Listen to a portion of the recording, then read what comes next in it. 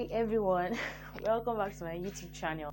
I must say firstly that Happy New Year, because this is like my first YouTube video. You might see one before, but this is like the first one that is introducing you back. And we've been away for a while. I believe you'll have watched the video that explained why we've been away for a while, but I'm really glad that we are back now. So this video is a continuation of a previous video. So the title of the video is 5 basic things you need to start making online classes.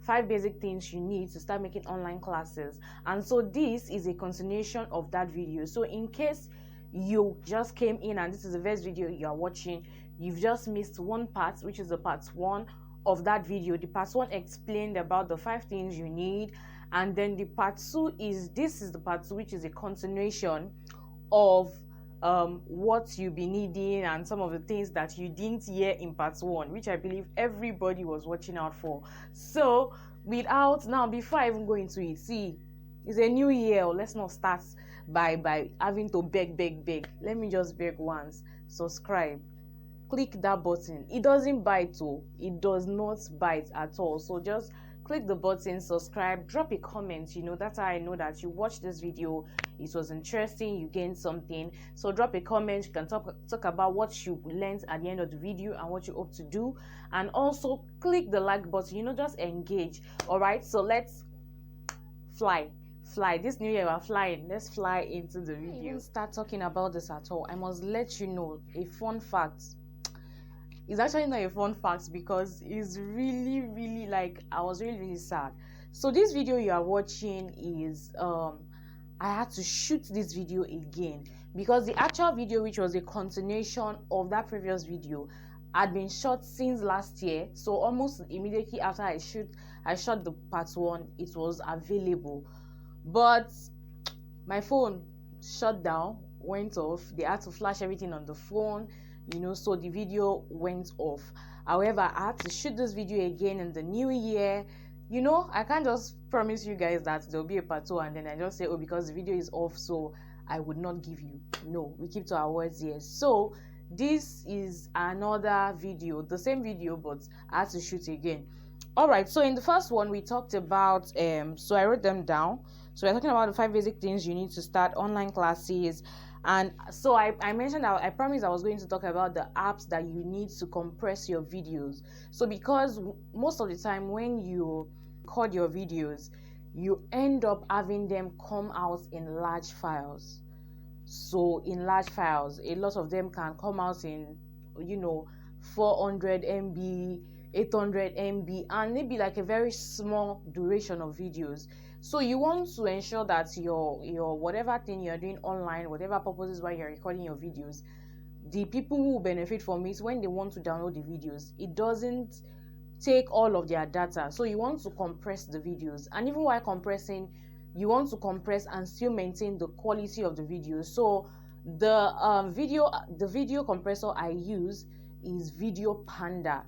I'm going to write the name of the app here. It's Video Panda. You can get it on Play Store or Google Play.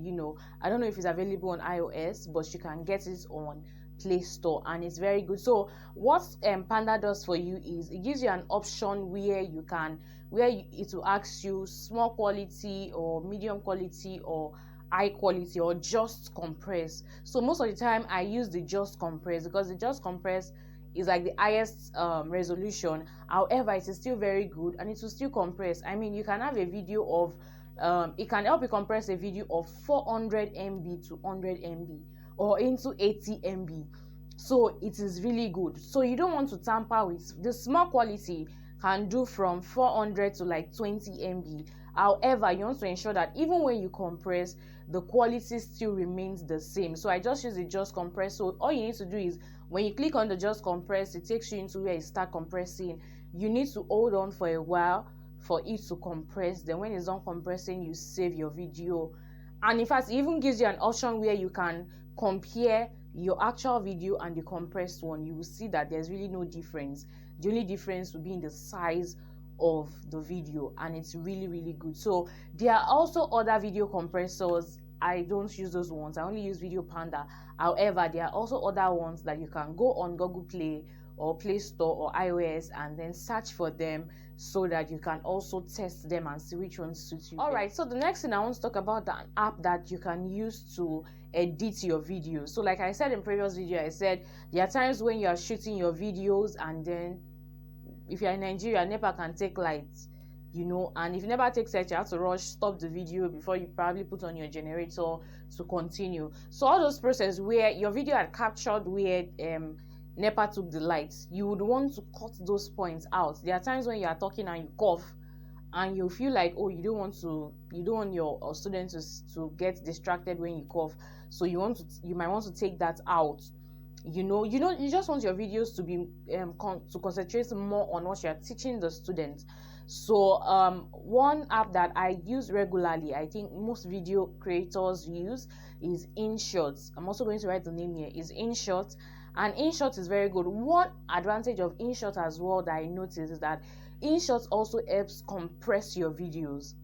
So let's say you put in a video that is about 400 MB into InShot. InShot can reduce the video size to about 350 or 300.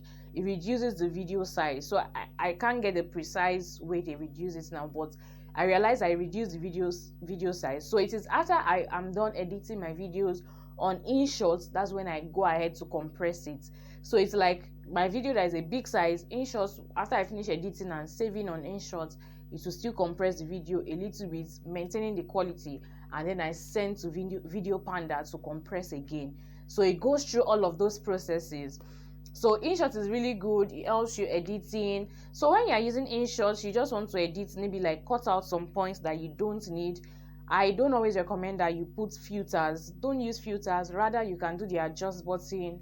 Probably you want to adjust the brightness of your video, the sharpness, the saturation, all those things. You can do them just really little. Don't use filter, especially because probably your online courses are for learning and all those things. It's not picture that you're trying to enhance.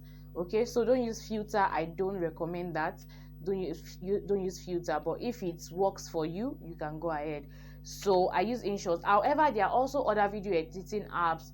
I also recommend Capcode. However, InShot is really beginners friendly. Let me put it that way. InShot is beginners friendly. Like, you can get on InShot today, navigate your way, and it's really easy to use. Capcode is also easy to use, but it might take you time. You have to go through different processes and you have to be careful. I use both. However, I use InShot for my online courses. I use Capcode for maybe if I want to make short videos that I know that if I make any mistakes. So I've not really mastered the Capcode well. So that's why I don't use them to edit my online courses. However, if I realize that, okay, I want to make short videos that I know that if I go and make a mistake while editing it and the thing goes off and delete all the videos, I know it's a short video and then I can shoot it again. Unlike when it's a long stretch of videos and if it goes off, I'm not there. Okay, so another point I said I was going to talk about is how to use your phone camera to get the right result. It goes alongside with how to clean your camera lens. So if you are using so I said that regardless of the kind of phone you use, sometimes it's the way you use your camera that determines the kind of results you get. So in some cases, some people can say, oh, I don't use an iPhone, so it's possible that I don't really get sharp videos or clear videos. So it's important to know that no matter how, iPhone cameras are really good and better than Android, but then you can try to enhance your Android in a way that it will still give you a good result. It will still give you a good result. And so what some people do is you don't care for your camera as much. You don't care for your camera as much. So most times when we want to take pictures, you just bring out your phone, you probably tell the person to pose, and then you snap. So that is not how you're supposed to snap your pictures. Now let me give an example. If you're someone that uses eyeglasses, at every point when you want to wear your eyeglasses, you tend to clean the lens. Why? Because you've probably been holding it out for a while and then there's dust all over it. Some dust are even invisible, but when you wear the lens, you realize that it is not clear. It can even give you a blurry feel. Okay, it can give you a blurry feel, and then you're not seeing as clear as you're supposed to see. So what do? You take it out, clean it, right? You clean it very well, you clean the two lenses very well, and then wear it back. It's the same way with your phone camera. Your phone camera has a lens that secures the real camera. So that lens you have to clean at every time when you need to take pictures. That lens you have to clean at every time when you need to take pictures. So if you want to take 5 pictures, or you want to snap 10 times today, you have to clean 10 times today. Because most of the time, for most people, you are holding your phone in your hands, you are going around, dust is settling in, you probably have swiped your hand through the camera area while you were holding it, you don't know. All of those things happen. Even if you use a phone pouch that probably is higher, you know your camera lens is still open. They don't close it on the pouch, it's still open. So it means that it is still susceptible to dust pouring on it. So it is important for you to clean. So I'm going to show you a demonstration of how to clean. I have an Android phone here with me. And then, so when you clean, it's easy for me to say clean, and then you just do what? You just take maybe a piece of fabric, and then you clean, and then you snap. So it's not, the cleaning is not done once. There's a special way of cleaning it that I'm going to show you. So now you want to always look at your camera. So you're not looking at the camera like this, this is the back of the phone facing me. If you look at it like this, you tend not to see how clear or how clean the lens is. But you want to look at it even under a light. If you don't have a light, just take it down and look at it well. So you will see if there are marks on your camera lens, if there are dust or anything. Then you clean the first time. You clean. See, I'm cleaning the first time. So I'm cleaning up, down, up, down, up, down, up, down. So when I clean up, down, what I get from this is it will clean off the dust. However, there would be drag lines of the fabric I use in cleaning. There would be drag lines. So it means that when I still snap with this, I will still not have a good an extremely clear picture. You still have a nice picture, but it won't be really, really clear. So the second cleaning you want to do it in a circular form, so that by the time you are done cleaning, right, by the time you are done cleaning and you check, the lens is transparent. That's just the right word. The lens is transparent. There is no drag line, there's nothing. It's transparent, like it's like a glass. Of course it's a glass, but like, you know how transparent a glass is, a glass that is really clean. So it's transparent, and when you do that, I can guarantee you a clear picture, I can guarantee you a clear video. They are all going to look well. Okay, so that's very important. If whether you're using iPhone, you're using Android, I use it. The camera I'm using now is a Techno Camon 12. It's a Techno Camon 12. You can say, oh, I also use a Techno Camon 12. It's not as clear as this. Well, so you learn to clean your camera lens while you're trying to make any videos. Okay, so even if you're not using Techno, if you're using a phone that is a bit lesser, no problem. So I must also say that the kind of fabric you should use, I just got these pieces, but I'll recommend for you to use a cotton fabric. Maybe your handkerchief or that handkerchief fabric type, something really cotton. You know, don't use something that it will be difficult to get out. Like if you use chiffon or all those fabrics, it might not really clean well. But if you use something that is, you can even use a crepe fabric, a cotton fabric basically would clean well. So you can always just get a small piece, keep beside your phone. If you have a pouch, you can put it inside your pouch. It makes it really. What to talk about is using the ring lights. Emphasis are on when you are trying to make a video. Lighting is very, very important. Lighting is very, very important. One thing that I must always say is always endeavor to switch off your flash. So my flash is not on even with this video. Endeavor to switch off your flash when you're making videos, when you're taking pictures. Why? Because when you use your flash is a round circle on one spot. So when you put on the flash, it gives that, it's like giving a spotlight on that particular item you are trying to snap. So sometimes if for people who do product photography, you are trying to snap a product, if your flash is on, by the time you snap the picture, it's possible for us to see spots of the light on the product, which is not so good. And same thing with even when you are doing videos. When you're making videos, the light just takes one part and then the other parts might feel darker, so it's like a spotlight that is at one point.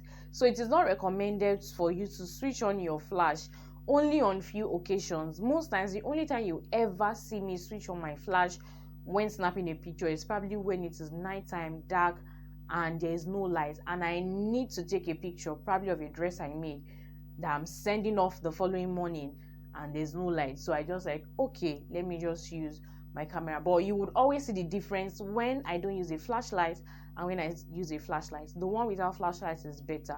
So what do you use to complement or to give light when you don't have a flashlight? You use your ring light or any external light source. So for example, what I'm doing now, right in front of me there's a ring light, an 18 inches ring light, and right beside me there's a 10 inches ring light. So in the first part video, the part 1, I used only the 18 inches ring light, which was right in front of me. It's not compulsory, so if you cannot afford to have 2 ring lights, it's fine. You can just invest in buying one. Like I said, I recommend the 18 inches ring lights. We sell it at low sodium. It's 38,000 naira. It comes with everything you need: the ring light, the stand, the phone holder, the charger. It comes with everything that you need, so you can get that. It's a great investment for your business. The brightness, if you check the first video, the brightness is okay and it's interesting. I just decided to add one more light because there's no point for me having 2 ring lights and I don't use it. So you use that. However, lighting, like if I still get the opportunity to add a 3rd ring light, I would get it and put it maybe at this point. There is something called positioning when you in photography, when you're trying to do light, when you're trying to light the products you're working with or the person you're working with. So it is recommended that you put one light in front, one light by the side, one light here. That's because most times what light does is when you bring one direction of light, it lights on you and then bounce off the shadow on the other side. So but when you have another light here, that other light also takes off the shadow. So it's like there's 2 lights, they've already taken out the shadow. There's one in front taking out the shadow, so everywhere is lighted. Some people even put lights at the rear edge, at the rear end. So this is all in just for you to have a good light. When you go to the studio to take pictures, you realize that your photographer has one light here, is holding light, and then even he has a flashlight on his camera as well. So all of those things, light has a lot to do with photography. Photo means light. Photo means light in photography. So you can't have a good photography or a good video without quality light. So it's important for you to work with that. And then I also said the light has different variations depending on what you want. You can change it. This is a bright one. I can change. The one I used in the previous video was the I don't know the name now, but it was looking brownish kind of, and then it gave me some really brown nice edges on my face. So it's really nice. So I'm going to show you an example of when I'm trying to shoot without the ring light. So there's where I am, there's a fluorescent light, a bulb, not a fluorescent, a bulb with a white light. So it still gives light around, but then I'm supporting with 2 ring lights. So I'm going to be switching off. So I'll switch off the 10 inches ring light for you to see. Can you see that? You can see the way it's shaked off. So the pictures, the video is still okay, right? Let me try and put it back so you see the difference. Remember, I still have the 18 inches ring light right in front of me, so you can see. So it's a smaller light, however it still has its own effects. You look at it, it still has its own effect on me, on the background and everything. So I'm going to switch it off because I want to also show you the different variations for the 18 inches ring light. I'll have to move closer.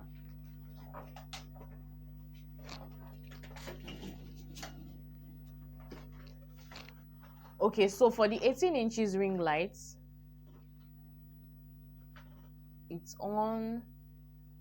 I want to switch it off. So when I switch it off, this is what I get. Now when I switch it off, you will notice that you see this part of my face is darker, this part is brighter. So you can see and that's because the light source for this room is from this corner. So the lights I'm able to get this light. However, this place is gone, like you really cannot see most of me here. And then you see the shadows under here, you see the shadows here, so you don't tend to see a lot of it. The shadows are bouncing. It seems like I look finer when the light is on. Right, it seems like I look finer. So light helps to enhance things, and it helps to give them a nice effect. Even look at the shadow that is coming from the miniature here. All right, so I'll put it on now for you to see again. So you see what happens is it takes off the shadow that you saw. The shadow you saw from the miniature, it takes off that shadow. Light helps you take off the shadow. It takes off that shadow. You can see this side of me. You can see this part of me that was full of shadow before. So now I'm going to, all of this I'm doing is just so you know the importance of light. I'm going to also try and show you the different effects.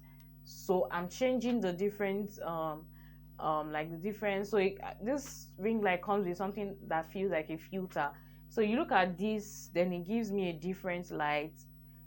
You look at this, it gives me a different feel, you know. Then I return back to this. This is really cool on my skin. So it's cool on my skin. I'll maintain that and return back to my position. And then I can also plug this. So with this you understand better. Yes. So imagine if I had another light here. Wow, it's going to be really, really wow. But the major thing when you're positioning your light is you want it to, the focus is on the object. However, you might want to take it far a little bit or closer depending on what you are working with, and then you want to test it first before you start the video straight. Before I started this YouTube video, I tested just so that you won't have said everything that you want to say and then realize that the light was bad or the audios were wrong, you know, all of those things. So this is all I have to say. I think these are the things that I promised you. And also about the audio adapter or lapel mic, for example, what I'm using. So of course I already said that is optional, so you can decide to start off without the audio. However, audio also help enhance because I'm not close, my mouth is not close to the phone now, and you will still hear everything as though my mouth is close to the phone. So that is one of the advantage of using a lapel mic. So even when you're far away but it's connected to the phone, it will still capture it like you are really close. Okay, and it helps eliminates whatever background noise. So like there's a tap running now, someone is running tap, some kids are talking, but you might, even if you would hear it, it will really be low compared to what I'm actually hearing. This is nice. You hear some sounds during the night, but you might end up not hearing it here because the lapel mic tries to filter the noise to the barest minimum. Even though you might hear little, but the little you are hearing, trust me, is more than that in reality. Okay, so that is also important in enhancing your videos. Of course, I said if you want to cut the budget, you might skip that, but it is good. So I hope that you were able to gain something. I hope that I didn't really delay you in starting your online classes because you're waiting for these videos. If I had done that, I'm really sorry. But you know how you're going to encourage me? You have to subscribe. So even if you subscribe, you can actually share this video to your friends because some of them really need to start their online courses. Everybody has something to teach. Trust me, everybody has something they know they are good at that they have to teach someone. And how do you start online courses now? If you don't have a place to start, maybe like a store, you have a smartphone, you can reach people around the world, and online courses are really important. So everybody needs to watch this video, you need to share with friends. So please just click the share button. You can share it on your WhatsApp status. People who need it, they will go for it. Just tell them 5 basic things you need to start your online course. This is not only for fashion designers, it's for everybody and anybody. Okay, but please, when you watch this video, remember to subscribe, and don't forget, if you had not watched the part 1 of this video, please go and watch it so you understand this video. Okay, I love you guys. And I hope to really do more videos this year, like really do a lot of videos, especially because I've been away for a while. So I want to compensate you guys. So please drop in the comment section if you missed me. Most importantly, tell me you share this, or also suggest whatever videos you want me to make for you. See you. Bye.